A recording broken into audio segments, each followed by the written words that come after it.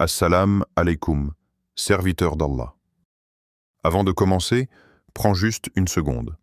Abonne-toi, laisse un commentaire avec un mot qui représente ton état du cœur en ce moment. Et partage cette vidéo si tu veux être une cause de lumière pour quelqu'un. Et surtout, reste jusqu'à la fin, parce qu'Allah t'a peut-être réservé une surprise que ton âme attend depuis longtemps. Maintenant, écoute.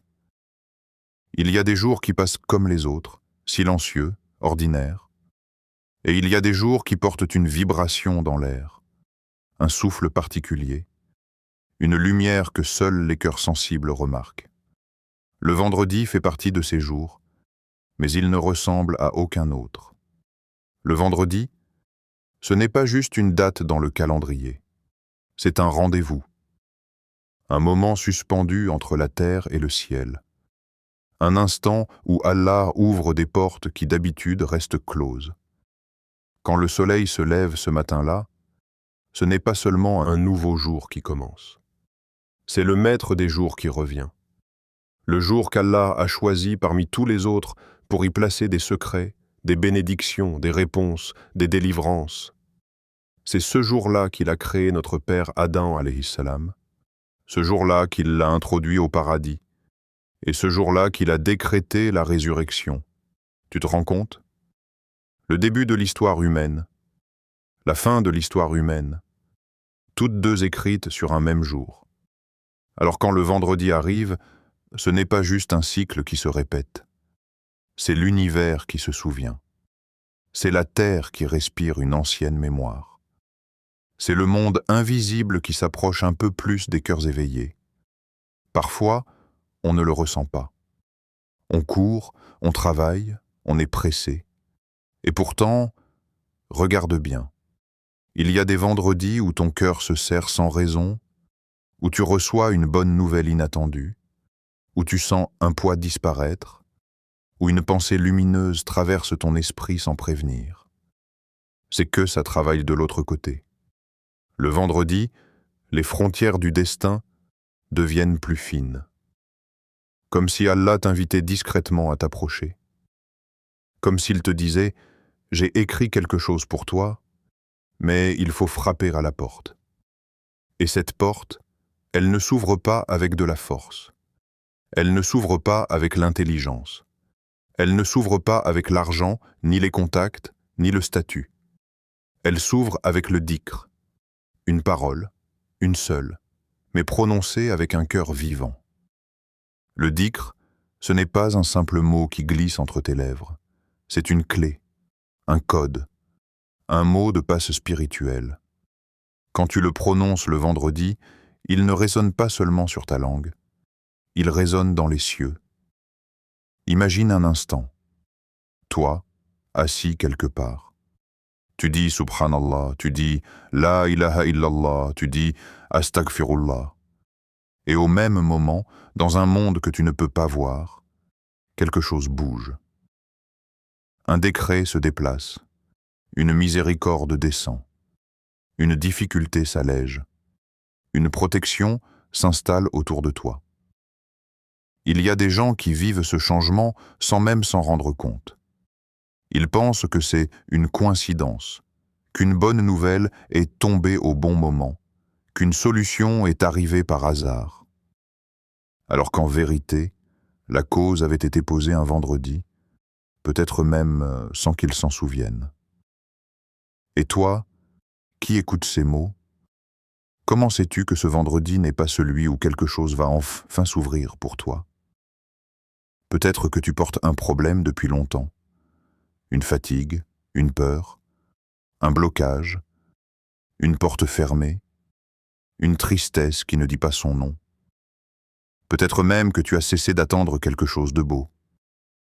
Mais ce vendredi, oui, ce vendredi-ci, Allah peut écrire pour toi ce que tu pensais impossible. Tu n'es pas tombé sur cette vidéo par hasard. Il n'y a pas de coïncidence quand il s'agit d'Allah. Il met les mots devant les cœurs qui en ont besoin. Alors reste encore. Le voyage ne fait que commencer. Ce que tu vas entendre ensuite pourrait être la chose qui change ta direction. la puissance d'un vendredi vécu avec Allah et le dhikr qui ouvre les portes de lumière. Il y a des moments dans la vie où le temps semble couler d'une manière différente. Des instants où l'on sent, sans pouvoir l'expliquer, que quelque chose de plus grand nous frôle. Le vendredi fait partie de ces instants. Un jour silencieux, mais chargé d'une présence subtile, presque palpable pour ceux qui savent écouter. Beaucoup passent à côté sans même s'en rendre compte. Ils vivent le vendredi comme un jour parmi d'autres, sans percevoir la beauté secrète qu'Allah a placée en lui. Pourtant, ce jour recèle des trésors que même les anges contemplent avec admiration. Le prophète nous a appris que le vendredi est le meilleur jour auprès d'Allah. Un jour où le ciel et la terre semblent se rapprocher un peu plus, où les invocations gagnent en poids, où les paroles sincères deviennent des flèches de lumière qui montent vers le Seigneur des mondes. C'est un jour où existe une heure cachée, une heure enveloppée dans le mystère, une heure où celui qui demande à Allah ne repart jamais les mains vides. Imagine cette scène. Imagine une porte immense, invisible à l'œil humain, mais parfaitement ouverte dans l'invisible. Une porte par laquelle les prières passent sans obstacle, sans détour, sans distance. Une porte qui ne s'ouvre qu'un jour par semaine. Une porte qui, une fois ouverte, illumine le destin de ceux qui savent ne frapper avec sincérité. Et toi, combien de fois es-tu passé devant cette porte sans même la toucher? Combien de vendredis se sont écoulés alors que ton cœur avait besoin d'une réponse, d'un soulagement, d'un signe, sans que tu prennes ce moment pour t'arrêter, lever les mains, prononcer un dhikr, ou simplement respirer profondément en disant « Oh Allah, j'ai besoin de toi ». Le vendredi oublié est une occasion manquée, mais le vendredi qui revient est une nouvelle chance. Une invitation tendre d'Allah, comme s'il te disait « Reviens vers moi, je suis proche ». Et la clé pour franchir cette porte, c'est le dhikr. Le dhikr n'est pas une formule magique, ce n'est pas une suite de mots que la langue récite par habitude. C'est un souffle qui purifie, un mot qui guérit, une lumière qui descend dans le cœur. Le dhikr, c'est parler à Allah sans protocole, sans barrière, sans détour. C'est le langage de l'âme avant celui de la bouche. Un dialogue silencieux où tu déposes tes fardeaux et où tu laisses Allah entrer dans tes fissures. Quand tu dis Subhanallah, tu fais vibrer en toi la reconnaissance de la grandeur divine. Tu dis, tu es trop parfait pour les défauts qu'on t'attribue. Et dans ce mouvement intérieur, tu nettoies ton propre cœur des impuretés qui l'alourdissent. Quand tu dis Alhamdulillah, tu n'exprimes pas seulement une gratitude. Tu réalignes ton âme avec les bienfaits qui t'entourent, visibles ou invisibles. Tu invites de nouvelles bénédictions à entrer, parce que le cœur reconnaissant devient un aimant à miséricorde. Quand tu dis La ilaha illallah, tu coupes les chaînes qui t'attachent aux illusions du monde. Tu te reconnectes au seul fil qui ne casse jamais, celui qui te relie à Allah. Cette phrase n'est pas une parole, c'est un ancrage. Elle repositionne ton âme dans sa direction, comme une boussole intérieure infaillible. Quand tu dis Allahu Akbar, tu renverses les montagnes que ton esprit amplifie. Tu rappelles à ton cœur que ce qui te dépasse ne dépasse pas Allah. Et dans cette simple affirmation, tu retrouves un souffle, un espoir, une force que tu avais oubliée. Quand tu dis Astaghfirullah, tu ne fais pas qu'admettre une faute. Tu ouvres une brèche dans ton destin. Tu demandes à Allah de réécrire ce qui t'a brisé, d'effacer ce qui t'a noirci, de restaurer ce que tu croyais perdu. Le dhikr est donc bien plus qu'un mot. C'est une réparation, un soin, un repositionnement, un acte intime où ton âme se tient devant Allah, vulnérable mais aimé. Et il y a ceux dont la vie porte la marque du dhikr. On raconte l'histoire d'un homme pour qui tout semblait s'effondrer. Ses dettes s'accumulaient, la solitude l'entourait, la maladie le rongeait. Personne ne savait combien son cœur pleurait en silence. Mais chaque vendredi, après la prière, Il restait assis quelques minutes, juste quelques minutes. Il baissait la tête et il murmurait « Subhanallah, Alhamdulillah, Astaghfirullah » une fois, 10 fois, 100 fois, avec un cœur fatigué, parfois vide, mais sincère. Et Allah a changé son histoire. Une aide financière est arrivée d'une source inattendue. Une guérison partielle a éclairé ses jours. Une relation brisée a été réparée. Le destin s'est ouvert doucement, sans bruit, comme une fleur au matin. Il n'a rien fait d'extraordinaire.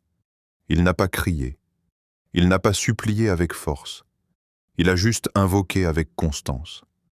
Le dhikr a travaillé dans l'invisible, comme il travaille pour chacun de nous, même quand on ne le voit pas. Car c'est ça le secret du dhikr.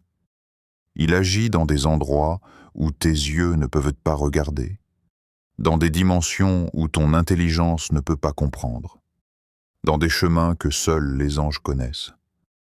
Tu murmures un mot sur terre, et quelque chose se déplace dans le ciel. Le vendredi, cet effet est encore plus intense, comme si la lumière du dhikr circulait plus vite, comme si les anges la portaient plus haut, comme si les portes s'ouvraient plus largement. C'est pour cela que le vendredi vécu avec Allah n'est jamais un vendredi perdu. C'est un vendredi qui dépose quelque chose en toi, une paix plus profonde, une lumière plus douce, une certitude plus forte, un lien plus solide avec ton Seigneur. Et si tu savais combien Allah aime entendre ta voix, tu ferais du dhikr ton refuge, ton compagnon, ta nourriture. Alors même maintenant, là où tu es, essaye, chuchote juste. Astaghfirullah, astaghfirullah, astaghfirullah. Regardez comme ton cœur respire déjà un peu mieux. Le Coran témoigne. Allah change les destinées. Le Coran n'est pas un livre que l'on lit. C'est un livre qui te lit. Il te traverse, te dévoile, te révèle ce que tu n'oses pas toujours affronter. Et parfois, au détour d'un verset ou d'une histoire, il dépose dans ton cœur une vérité simple. Allah change les destinées. Pas parce que les circonstances changent, pas parce que la vie devient soudain plus douce, mais parce que l'appel d'un serviteur, prononcé au bon moment, avec la bonne sincérité, peut briser des barrières que même les montagnes ne traverseraient pas. Le Coran est rempli de ces histoires, des scènes où tout semble perdu, où l'horizon se ferme, où l'être humain ne voit plus aucune sortie, et où pourtant, au milieu de l'étouffement, un dhikr remonte à la surface comme une bouée de lumière. Ce n'est pas de la magie, ce n'est pas du hasard, ce n'est pas un conte, c'est le fonctionnement du monde invisible. Regarde Yunus alayhi salam. Si tu fermes les yeux, essaye d'imaginer son monde à ce moment-là, pas de lumière, pas de bruit, pas d'air. Juste une obscurité épaisse, compacte, presque vivante. La nuit autour de lui, la mer au-dessus de lui, l'épreuve en lui, 3 ténèbres comme 3 portes fermées. Dans cette obscurité, Yunus ne voit rien, mais il ressent. Il ressent le poids de l'erreur. Il ressent le poids du destin. Il ressent le poids de sa solitude. Et dans cette prison vivante, là où n'importe qui aurait crié, pleuré, sombré, il dit juste « La ilaha illa anta, subhanaka, inni kuntu minaz zalimin ». Ce n'est pas une longue prière. Ce n'est pas une supplication complexe. Ce n'est pas un discours. Ce sont quelques mots, mais des mots qui reconnaissent 3 vérités. Tu es le seul Dieu, tu es parfait. Et moi, j'ai fauté. C'est tout. Et pourtant, cette simple phrase a traversé l'océan. Elle est montée au ciel. Elle a traversé les anges. Elle a été portée jusqu'au trône. Et Allah a ouvert une mer, a déplacé un destin, a changé la fin de l'histoire. La baleine a remonté. La ténèbre s'est fissurée. Le corps de Younous a été déposé sur terre comme un enfant qu'on protège. Un dhikr, une reconnaissance, et l'impossible s'est renversé. Regarde maintenant Zacharia alayhi salam. Ici, pas de mer, pas de nuit, pas de ventre de poisson, mais une autre forme de ténèbres, celle du temps. Les années qui passent, la fatigue qui s'installe, le corps qui faiblit, les cheveux qui blanchissent. Chaque jour, Zacharia voit la vieillesse s'installer comme une saison qui ne repart plus. Il voit sa femme vieillir. Il voit les années accumulées comme des feuilles mortes. Et pourtant, d'un bout à l'autre de sa vie, il ne lâche jamais une chose, l'invocation. Il invoque encore. Il invoque toujours. Il invoque même lorsque la logique lui dit que c'est fini. Il invoque même lorsque les médecins diraient « impossible ». Il invoque même lorsque tout signe extérieur contredit son espoir. Sa voix n'est pas forte. Elle est presque fragile. Le Coran dit que sa voix était comme un murmure dans l'ombre du mihrab, une invocation douce, discrète, mais vivante. Et Allah lui répond, pas par un signe symbolique, pas par une métaphore, par une réalité, un enfant. Yahya, un miracle vivant, venu briser la logique humaine et rappeler que lorsque le dhikr vient du cœur, Allah écrit des pages que les humains n'oseraient même pas imaginer. Puis regarde Moussa alayhi salam. Lui, son histoire n'est ni celle du temps, ni celle de la nuit. C'est l'histoire de la pression, de l'injustice, de la peur. Imagine-toi devant une mer immense, profonde, impossible à traverser, et derrière toi, un tyran, une armée, la poussière qui monte, les sabots des chevaux qui résonnent, les cris des soldats qui se rapprochent. Tu es coincé. Humainement, il n'y a plus d'issue. Il n'y a que la mer ou la mort. Dans cet instant où n'importe qui aurait perdu pied, Moussa reste debout, solide, ancré. Non pas parce qu'il ne ressent pas la peur, mais parce que son cœur sait vers qui se tourner. Et son dhikr devient sa force. Il parle à Allah. Il se tourne vers lui. Il place sa confiance dans une direction que la raison ne peut pas comprendre. Et Allah transforme l'eau en route, la mer en passage, le danger en délivrance. Pas par une stratégie, pas par un plan, par une parole. C'est le Coran qui te le rappelle. Le dhikr a fendu une mer. Ces histoires ne sont pas des récits anciens écrits pour te distraire. Elles ne sont pas des souvenirs d'un passé lointain. Elles sont des miroirs, des fenêtres, des vérités vivantes. Chaque fois que tu lis la vie d'un prophète, c'est comme si Allah te disait « Regarde ce que j'ai fait pour eux et comprends que je peux le faire pour toi. » Lorsque tu es dans une impasse, rappelle Younous. Lorsque tu te sens vieillir, rappelle Zacharia. Lorsque le monde te poursuit, rappelle Moussa. Quand tu es trahi, quand tu as peur, quand tu ne sais plus quoi faire, quand tout te semble fermé, le dhikr devient une clé. Une minuscule clé, mais qui ouvre des portes géantes. Quand tu prononces une parole sincère, le ciel l'entend. Les anges la portent. Et Allah y répond d'une manière qui te dépasse. Le Coran te montre encore et encore que un homme isolé a été sauvé par un dhikr dans la mer. Un vieillard a reçu un enfant par un dhikr dans le silence. Un prophète menacé a trouvé une route dans l'eau par un dhikr dans la panique. Toi aussi, ta vie peut changer dans un espace minuscule. Une phrase, une invocation, un souffle dirigé vers Allah. Le dhikr n'est pas juste un mot. C'est un pont entre le visible et l'invisible.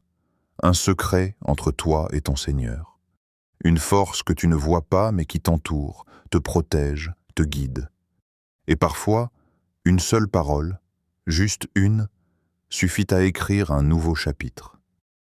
Comment pratiquer ce dhikr ce vendredi? Il y a des pratiques spirituelles qui se vivent dans l'intensité. Et il y a celles qui se vivent dans la douceur, la patience, la constance. Le dhikr du vendredi fait partie de cette seconde catégorie. C'est une lumière qui descend lentement, délicatement, comme une pluie fine sur un cœur en attente. Mais pour que cette lumière se dépose réellement en toi, pour que tu ne récites pas seulement des mots mais que tu vives une expérience, il faut apprendre à préparer ton cœur.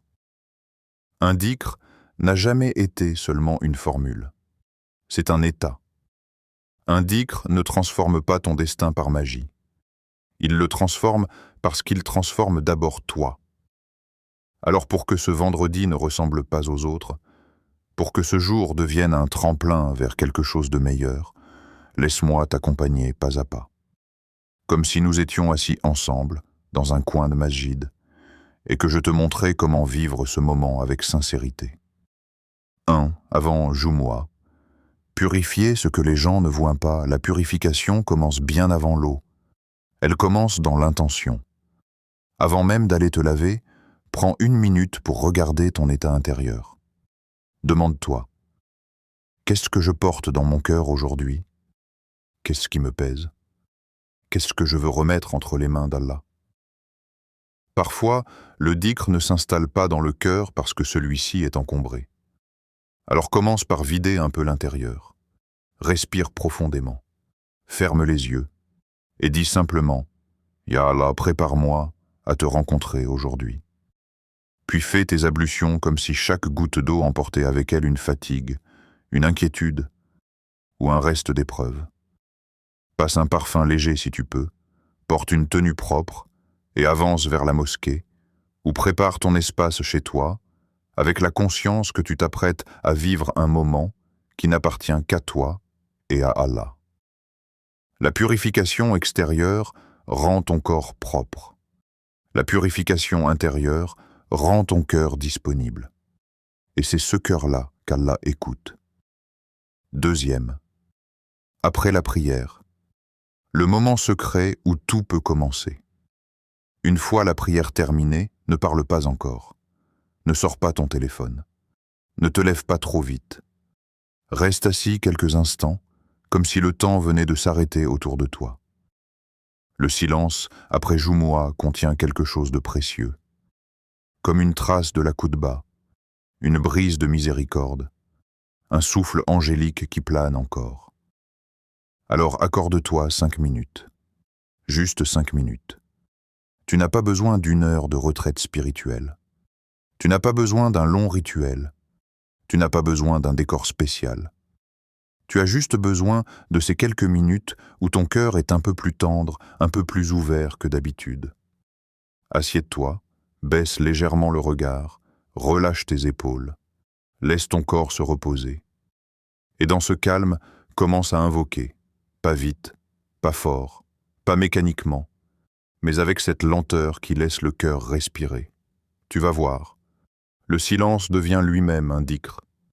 Il crée en toi une disponibilité rare, une attention qui n'existe pas dans le bruit de la vie quotidienne. C'est dans ce silence-là que ton dhikr commence à travailler. 3. Les dhikrs du vendredi, 5 portes, 5 lumières. Prends maintenant les dhikrs que tu veux prononcer, pas besoin d'en prendre 20. Prends-en quelques-uns, mais vis-les profondément. Voici les 5 portes que tu peux ouvrir. Subhanallah. Commence par purifier. Tu ne purifies pas Allah, il est déjà pur, mais tu purifies ton regard sur lui. Tu dis « Ya Allah, tu es au-dessus de tout défaut, de toute limite, de tout ce que je peux imaginer. » Et en disant cela, tu nettoies ton cœur des images erronées, tu libères ton esprit du stress, tu déposes ton humanité devant sa grandeur. Répète-le lentement. Laisse-le se déposer en toi. Alhamdulillah. Ensuite, reconnais. Reconnais les bienfaits qu'Allah t'a donnés et que tu oublies parfois. Reconnais que malgré les épreuves, il y a encore de la lumière, de l'air, de la vie. Reconnais que même dans tes chutes, Allah t'a gardé. Avec chaque Alhamdulillah, tu attires à toi quelque chose de nouveau. Un apaisement, une ouverture. Un apaisement subtil mais réel. La ilaha illallah. puis centre-toi. Tout ce qui te distrait, tout ce qui te fait peur, tout ce qui t'emprisonne, cette phrase vient le dissoudre doucement. À force de la dire, tu sens que ton âme se redresse. Elle retrouve un axe, une direction, une certitude profonde. Allahu Akbar ici, tu prends de la hauteur. Tu regardes tes problèmes et tu les vois devenir plus petits. Tu regardes tes peurs et leur ombre se raccourcit. Parce que tu te rappelles que ton Seigneur est plus grand, pas un peu plus grand absolument. Astaghfirullah, et enfin, tu ouvres ta destinée. Le pardon n'est pas seulement l'effacement d'une faute, c'est l'effacement d'un poids, d'un blocage, d'une tristesse, d'une porte fermée. Astaghfirullah, c'est demander à Allah, réécris-moi, répare-moi, rends-moi nouveau. Chaque fois que tu le dis, tu enlèves un petit caillou du chemin de ton destin. 4. L'intention. Le secret que beaucoup négligent. Après les dhikrs, pose ton intention. Une intention pure, simple, profonde. Quand tu parles à Allah, parle-lui comme on parle à celui qui voit l'intérieur. Pas besoin de faire beau, pas besoin de faire compliqué. Dis-lui, « Ô Allah, ouvre pour moi une porte que je ne vois pas. Répare ce que je ne peux plus réparer. Protège-moi de ce que je ne vois pas. Rends-moi plus fort que ce qui m'écrase. Et écris pour moi un destin éclairé par ta lumière. » Ton intention est comme une graine.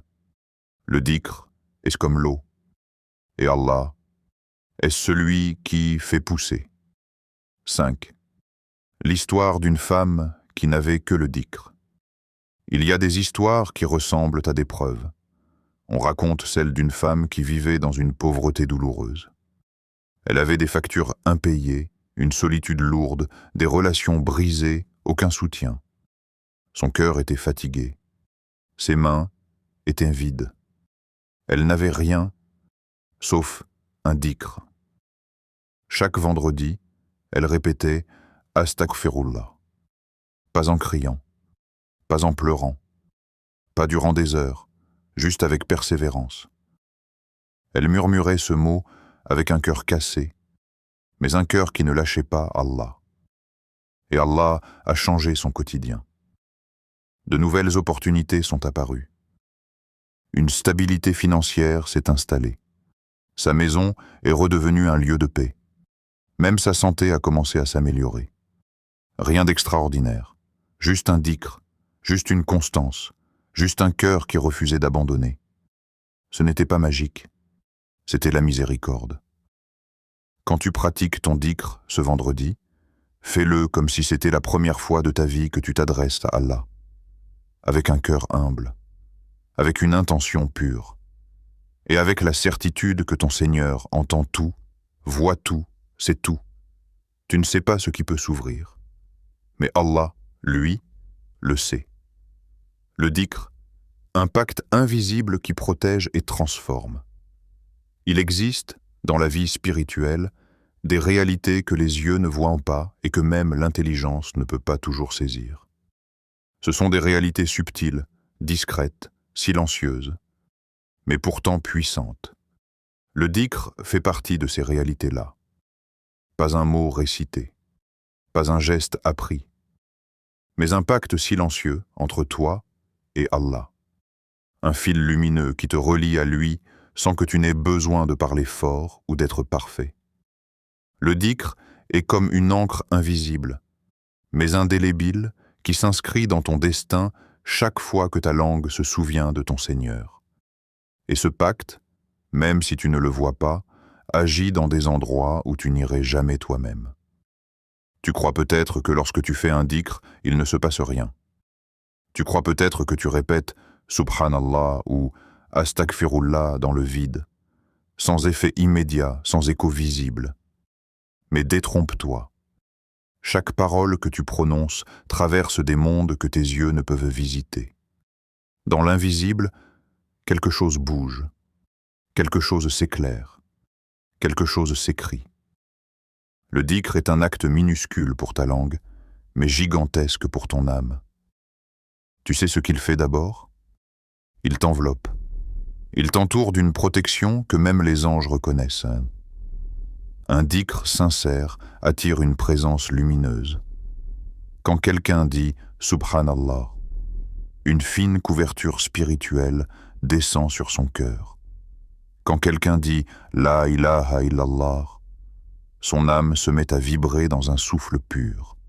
Et lorsque quelqu'un dit « Astaghfirullah », Allah pose sa miséricorde sur lui comme une fraîcheur, une douceur que même lui ne comprend pas toujours. Tu ne vois pas ces choses, mais elles sont réelles. Le dhikr attire les anges comme une lumière attire les papillons. Quand tu invoques Allah, c'est comme si ton cœur projetait un éclat que seuls les êtres invisibles perçoivent. Les anges s'approchent, ils entourent, ils veillent, et à mesure que les anges s'approchent, les shayatines s'éloignent. Le dhikr est leur répulsif. Ils n'en supportent ni la lumière, ni la vibration, ni la pureté. Chaque subhanallah fait reculer une obscurité. Chaque astaghfirullah fait tomber un lien. Chaque alhamdulillah ferme une porte par laquelle le mal pourrait entrer. C'est un combat que tu ne vois pas. Un combat silencieux, mais constant. Et dans ce combat, ton dhikr est ton armure. Ce pacte invisible travaille aussi dans des domaines que tu n'as jamais associés à ta spiritualité. Il agit sur ton aura, cette énergie subtile que les gens sentent autour de toi sans la comprendre. Une personne qui fait du dhikr ni ne brille ni ne scintille physiquement, mais elle dégage une paix qui touche, un calme qui rassure, une présence qui apaise. Tu verras un jour des gens te sourire sans raison. Tu verras des inconnus t'aider gratuitement. Tu verras des discussions s'adoucir en ta présence. Tu verras un climat de bienveillance flotter là où tu passes. Ce n'est pas toi. Ce n'est pas ta personnalité. Ce n'est pas ton comportement. C'est ton dhikr. Ton âme émet quelque chose. Une tranquillité, une lumière, un apaisement, qui influence les événements autour de toi sans que tu n'aies levé le petit doigt. Le dhikr agit aussi là où tu n'as aucun contrôle, dans les décisions d'Allah pour toi. Il réécrit, il déplace, il corrige, il protège, il adoucit, il repousse des malheurs avant même qu'ils n'arrivent. Il t'offre des bénédictions avant même que tu ne les demandes. Tu ne sauras jamais combien de choses tu as évitées grâce à un simple « Astaghfirullah ». Un accident qui aurait pu te briser, une mauvaise rencontre, une tentation dangereuse, un choix destructeur, une issue tragique. Parfois, Allah te protège d'un malheur que tu n'as même pas vu. Tu passes juste à côté, sans même comprendre que la raison pour laquelle tu as été épargné, c'est un dhikr récité quelques jours plus tôt, quelques heures plus tôt, quelques minutes plus tôt. Tu crois que tu as fait demi-tour parce que tu avais oublié quelque chose? Tu crois que tu as changé de route par intuition? Tu crois que tu as raté un bus ou un rendez-vous par hasard? Mais en vérité, c'était Allah qui déplaçait les pièces de ton destin. Et ton dhikr en était la cause. Le dhikr agit aussi dans tes relations. Il éloigne les jaloux. Il adoucit les hostiles. Il attire vers toi des personnes de bien. Il te connecte à ceux qu'Allah veut mettre sur ton chemin. Tu remarqueras peut-être, un jour, qu'une opportunité arrive de nulle part. Quelqu'un te propose une aide que tu n'as pas demandée. Une porte professionnelle s'ouvre. Une relation compliquée se répare. Un cœur qui t'était fermé se rouvre. Ce ne sont pas des coïncidences. Ce sont des réponses à des mots que tu as prononcés dans un moment où tu pensais que personne ne t'écoutait. Le dhikr fait circuler des choses autour de toi.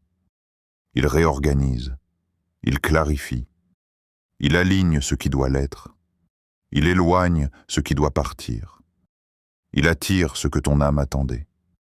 Le dhikr transforme la vie, d'une manière silencieuse, douce, mais profonde. Et même lorsque tu ne vois rien, lorsque rien ne bouge, lorsque rien ne change, le dhikr continue d'agir. Il travaille dans des dimensions que tu ne connais pas. Il construit des escaliers invisibles. Il prépare des chemins cachés.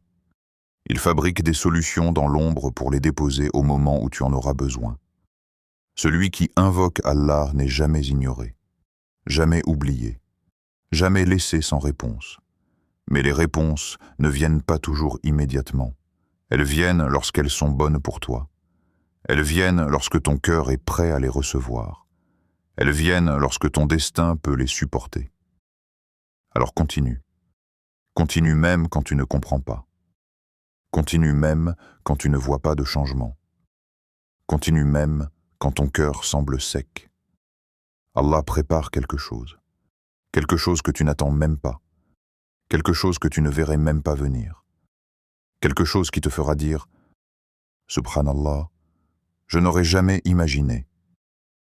Ta lumière commence ce vendredi, serviteur d'Allah. Rapproche-toi un instant.